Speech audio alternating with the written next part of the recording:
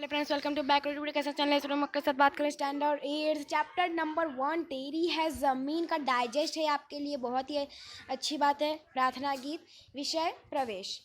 जब हम संकट में फंस जाते हैं और उसे छूटने का कोई उपाय नहीं होता सूझता, तब हमें ईश्वर की याद आती है। वह सर्वशक्तिमान और दयालु है और वह हमें मुसीबत से अवश्य छुटकारा दिला सकता है ना। तेरी है ज़मीन, इस प्रार्थना में ईश्वर के प्रति ऐसा ही विश्वास प्रकट किया गया है। शब्दार्थ: जमीन, जमीन मेहरबा, कृपालु, दयालु, बख्शिश करना, क्षमा करना, खुदा, भगवान, ईश्वर, मर्जी, इच्छा, मालिक, स्वामी, ईश्वर, रहमत, कृपा, जिस्म, शरीर, जा, प्राण, नजर, कृपा दृष्टि, हाल, दशा, स्थिति, सर, सिर, आफत, संकट, मुसीबत, टालना, दूर करना। अब यहाँ पे आपके शब्दार्थ थे। अब मैं आप लोग को जो बताने जा रही हूँ आपके है कविता का सरल अर्थ। ठीक है, तो मैंने इससे पहले आपको टेक्स्ट बुक के भी वीडियो दे दिया है। अगर आप लोगों ने इससे पहले नहीं देखा तो प्लीज़ सबसे पहले जाके आप वो पार्ट देख सकते हैं। तेरी है ज़मीन से लेकर बख्शिश करना। तो तेरी है ज़मीन, तेरा आसमान, तू बड़ा मेहरबान, तू बख्शिश कर, सभी का है तू, सभी है तेरे, खुदा मेरे तू बख्शिश कर, यहाँ तक का है। इसका मतलब क्या है? हे ईश्वर, ये सारी धरती तुम्हारी है, ये आकाश तुम्हारा है और तुम बड़े दयालु हो और तुम हमारे अपराधों को हमारे अपराधों के लिए क्षमा कर देना। तुम सबके हो, सब तुम्हारे हैं। हे ईश्वर, तुम हमें क्षमा करना अगर हमारी कोई गलती हो तो। तेरी मर्जी से ऐ मालिक हम इस दुनिया में आए हैं, तेरी रहमत से हम सपने जिस्मों जान पाए हैं। तू अपनी नज़र हम पर रखना, किस हाल में है ये खबर रखना। तो इसका सरल अर्थ क्या है? हे ईश्वर, हे मालिक, यह तुम्हारी इच्छा से हमारा जन्म हुआ है और तुम्हारी इच्छा से ही हमारा जन्म हुआ। तुम्हारी कृपा से हमें ये शरीर और हमें ये प्राण मिले हैं। तुम हम पर अपनी कृपा दृष्टि रखना और हम किस हालत में हैं इसकी तुम हमेशा खबर रखना। तू चाहे तो हमें मारे, तू चाहे तो हमें रखे, तेरे आगे झुका कर सर खड़े हैं आज हम सारे। वो सबसे बड़ी ताकत वाले तू चाहे तो हमारा हर आफत टाले। ठीक है, हे ईश्वर, तुम चाहो तो हमें जीवित रखो, तुम चाहो तो हमें मार डालो। आज हम चाहे तुम्हारे आगे सिर झुकाकर खड़े, यानी तुम्हारी शरण में है। हे सर्वशक्तिमान, तुम चाहो तो हम पर आई हुई आफत को दूर कर सकते हो। ठीक है, फिर यहाँ पे आपका शब्दार्थ हो गया, ये आपको गुजराती में है। फिर यहाँ पे प्रश्न का उत्तर है, आपके मत से सृष्टि में सर्वोपरि कौन है? क्यों? तो मेरी मत से सृष्टि में सर्वोपरि मेरे मत से सृष्टि में ईश्वर ही सर्वोपरि है, क्योंकि वह सर्वशक्तिमान है। वह जिसे बचाना चाहे उसे कोई मार नहीं सकता और जिसे मारना चाहे उसे कोई बचा नहीं सकता। क्वेश्चन नंबर 2, कवि ईश्वर से क्या कहना चाहते हैं? तो कवि ईश्वर से कहना चाहते हैं कि वे लोगों के अपराधों को क्षमा कर दे, वह हमेशा लोगों पर अपनी कृपा दृष्टि बनाए रखे, दुनिया के लोग किस हालत में है इसकी वह हमेशा खबर रखे और दुनिया पर आने वाले हर आफतों को दूर कर दे। तू अपनी नज़र हम पर रखना, ऐसा कवि ने क्यों कहते हैं? तो ईश्वर की इच्छा से ही हम इस दुनिया में हमारा जन्म हुआ है, उसी के कृपा से हमें ये शरीर और ये प्राण मिले हैं। हमारा जीवन उसी के भरोसे है, क्योंकि वह हमारा रखवाला है। इसलिए कवि ईश्वर से हम पर अपनी नज़र कृपा दृष्टि रखने के लिए कहते हैं। क्वेश्चन नंबर 4, कवि किसे सबसे ताकत वाला मानते हैं? क्यों? तो कवि ईश्वर को सबसे ताकत वाला मानते हैं। ईश्वर सर्वशक्तिमान है, वह सब कुछ कर सकता है, वह जिसे चाहे उसे बचा सकता, जिसे चाहे उसे जीवन दान दे सकता है और जो जिसे चाहे उसे मृत्यु भी दे सकता है ना। वह हर आफत को टाल सकता है और वह हर आफत को रोकने दूर करने में भी वो समर्थ है। इसके लिए कवि ईश्वर को सबसे अधिक ताकत वाला मानते हैं। क्वेश्चन नंबर 5, कवि खुदा से क्या करना चाहते हैं? कवि खुदा से कहना चाहते हैं कि वह सर्वशक्तिमान और दयालु है। फिर हम सभी लोग ईश्वर के सामने से झुकाकर खड़े हैं। वह सब पर अपनी कृपा दृष्टि बनाए रखे और लोगों पर आई हुई विपत्तियों को दूर करे। ठीक है, क्वेश्चन नंबर 2, निम्नलिखित प्रश्नों के उत्तर दो वाक्य में लिखिए। कवि ने किसे मालिक कहा है? क्यों? तो कवि ने ईश्वर को मालिक कहा है, क्योंकि यह धरती और आकाश उसी ने यह धरती और आकाश उसी के हैं, उसी ने यह सारी दुनिया बनाई है। आप भगवान से क्या प्रार्थना करते हैं? हम भगवान से यह प्रार्थना करते हैं कि वे लोगों पर अपनी कृपा दृष्टि बनाए रखें और हम किस हाल में हैं इसकी वह हमेशा खबर लेते रहें। आप ईश्वर से क्या प्रार्थना मतलब आप ईश्वर से प्रार्थना किस समय करते हैं और क्यों करते हैं? मैं सुबह उठता हूँ या उठती हूँ तब और रात को सोने समय ईश्वर से प्रार्थना करती हूँ। यह समय मुझे अनुकूल लगता है, इसके लिए मैं भगवान से इसी समय प्रार्थना करती हूँ। या फिर आप अपनी मर्जी से भी लिख सकते हैं कि मैं सिर्फ सुबह प्रार्थना करता हूँ, है ना। भिन्न भिन्न धर्मों के लोग प्रार्थना करने के लिए कहाँ कहाँ जाते हैं? तो भिन्न भिन्न धर्मों के लोग अपने अपने पूजा स्थानों पर जाते हैं, जैसे कि हिंदू मंदिर में, मुसलमान मस्जिद में, ईसाई चर्च में, सिख गुरुद्वार में और पारसी अज्ञार में अपना अपना प्रार्थना करने के लिए जाते हैं। प्रश्न नंबर 3, निम्नलिखित प्रश्नों के उत्तर एक एक वाक्य में लिखिए।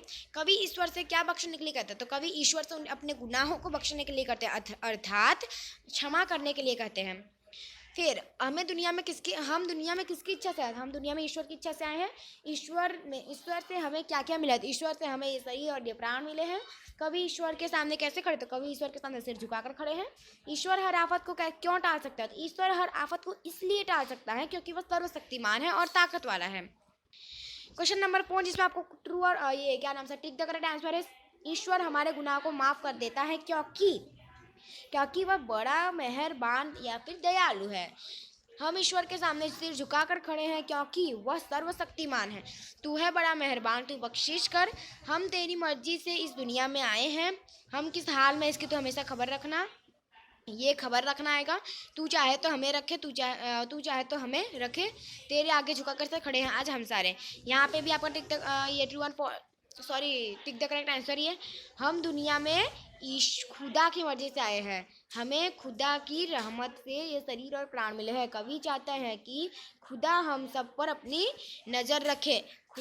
खुदा चाहे तो हर आफत को टाल सकता है। ठीक है, निम्नलिखित शब्दों को शब्दकोश के क्रम में लिखिए।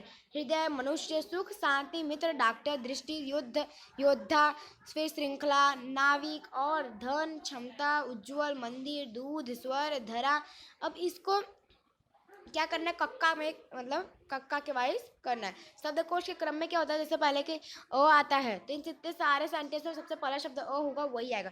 अ के बाद अ, आ, ई, ऊ, रू, ए, ऐ, ओ, औ, अम, अह। अगर इनमें से जो भी शब्द आता है वो लिखेंगे। इसके बाद क, ख, ग, क, ख, ग, घ, अंग, च, छ, ऐसे। ठीक है, तो सबसे पहले उज्ज्वल और क्षमता, डॉक्टर, दूध, दृष्टि, धन, धरा, नाविक, मंदिर, मनुष्य, मित्र, योद्धा, शांति, श्रृंखला, सुख, स्वर, हृदय। प्रश्न नंबर 8, इस चित्र की मदद से एक कविता की रचना कीजिए। हे सूर्य देवता, हे जीवन दाता, तुम हमारे पिता और माता, तुमसे होती है सुबह और शाम, तुम देखते हम हमारे सब काम। धरती का कर तुम्हारा गुण गाता, तुमसे बड़ा है तुमसे बड़ा है न कोई न दानी। तुमसे मिलते प्रकाश और पानी, तुमसे सारा जहान सुख पाता। हे सूर्य देवता, हे जीवन दाता। मेरी प्यारी प्यारी गाय, घर की राज दुलारी गाय, जो भी देखे खुश हो जाए, ऐसी न्यारी मेरी गाय। Question number 10। ठीक है, नीचे दिए गए भाव के आधार पर काव्य पंक्ति लिखिए। हे ईश्वर, तेरी कृपा से मुझे शरीर और ये प्राण मिले। तू चाहे जो भी हो जाए, अपनी कृपा दृष्टि हम पर सदा रखना। और दूसरा, हे प्रभु, ये सारा संसार आपका है, ये सारा संसार तेरा है। तू बड़ा दयालु है, तू हम पर अपनी कृपा दृष्टि रखना, दया दृष्टि रखना। तो तेरी रहमत से हम सब ने जिसमें जान पाए हैं, तो अपनी नज़र हम पर रखना, किस हाल में खबर रखना। क्वेश्चन नंबर 2 का आंसर है, तेरी है जमीन तेरा आसमान, तू बड़ा मेहरबान, तू बख्शिश कर। फिर क्वेश्चन नंबर 11, ऐसी कोई प्रार्थना लिखिए जो कि किसी फिल्म में हो। तो देखें, ऐ मालिक तेरे बंदे हम, ऐसे हो हमारे करम, नेकी पर चले और बंदी से बचे, ताकि हंसते हुए निकले दम। ये अंधेरा घना छा रहा, तेरा इंसान घबरा रहा, हो रहा बेखबर, कुछ न आता नजर, सुख का सूरज छुपा जा रहा है तेरी रोशनी में जो दम।